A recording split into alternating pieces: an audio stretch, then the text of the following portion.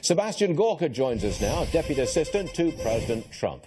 Mr. Gorka, welcome back to the programme. It's always good to see you, sir. Great to see you, Stuart. Paris evacuating nearly 2,800 migrants from street camps.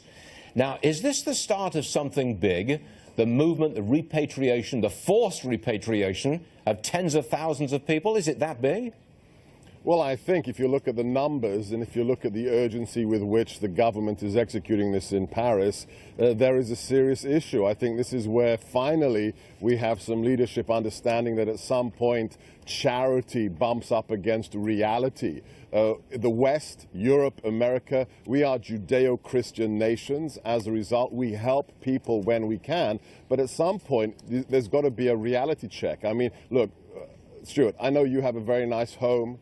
Imagine if you put a giant sign outside your home, anybody welcome, come and help yourself, and open the doors. At some point, there's nothing left. So I think that's what the speech in Warsaw from the president was all about, that we've got to be helpful to those that we can help, but at some point, national interest must trump charity. I was on vacation last week, Sebastian, but I did hear the president's speech in Poland.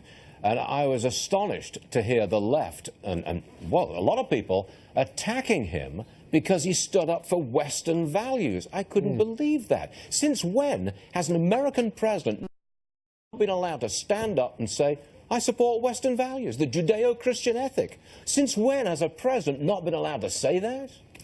Since when? Since President Obama became the president, right? Yeah. So when we had the apology tour, when every significant issue was deemed to be something that was caused by America, that ended January the 20th, and we're back reasserting who we are, what American values are, and how we want to be friends with anybody that shares those values, especially great nations like Poland. So that all changed about 24 weeks ago. In my editorial at the top of this hour, I said that the elites in America, and the elites in Europe for that matter, they want America to be more like Europe. Do you agree with that? Is that the position of the elites? I think a large chunk. I think it's very much part of the left-wing ideological radical wing that's captured the Democrat Party, for example, and most of the mainstream media. I mean, the fact is we have a man who is proud, the president is proud of what America stands for, and then he's being accused of being a racist. It's asinine, Stuart. It's it's self-loathing is what it is. Yeah, but it's not going to stop, is it?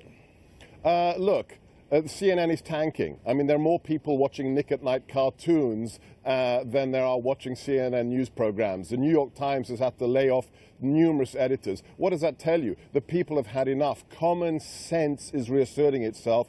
A pride in what America stands for is reasserting itself. And that bubble, that elite bubble of New York, Washington, Boston, San Francisco, and LA, it's just crumbling. And the people who elected the president into office don't buy it anymore. All right, Sebastian Gorka, strong stuff right there from the White House. We appreciate that.